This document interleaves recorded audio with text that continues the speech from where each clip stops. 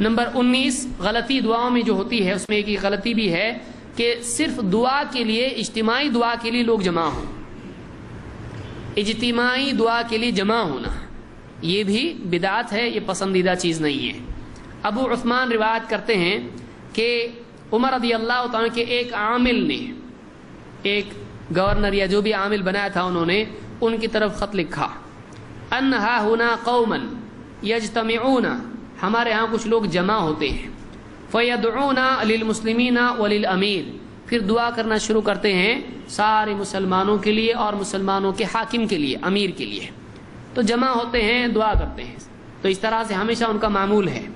فکتب الیہ عمر، حضرت عمر نے ان کو خط لکھا، اقبل واقبل بہم معک، تو بھی آ ان کو بھی لے کر آ، تو بھی آ ان کو بھی لے کے آ۔ فاقبل، تو وہ آدمی آیا جس نے خط لکھا تھا اور ان کو لے کے آیا۔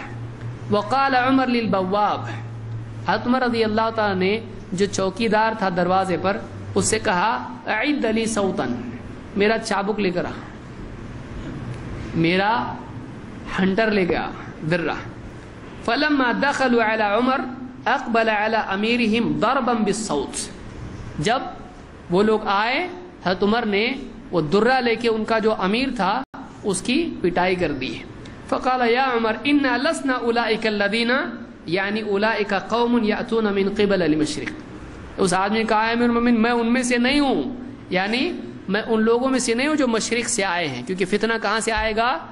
حدیث میں ہے مشرق سے آئے گا، یعنی میں بدعتیوں میں سے نہیں ہوں۔ تو حضرت عمر نے ڈانٹا ان لوگوں کو، ابن ابی شیبہ نے اس کو روایت کیا ہے۔ تو اس روایت سے معلوم ہوتا ہے کہ صرف اجتماعی دعا کے لیے جمع ہونا یہ اسلام میں نہیں ہے۔